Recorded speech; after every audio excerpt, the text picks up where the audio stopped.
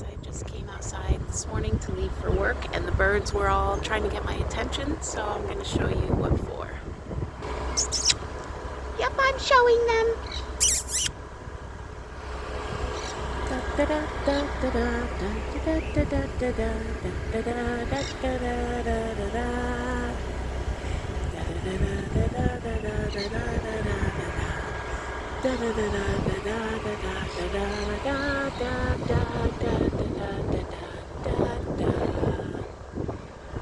This brought in temperatures in the 50s again, when yesterday we had reached almost 80 degrees.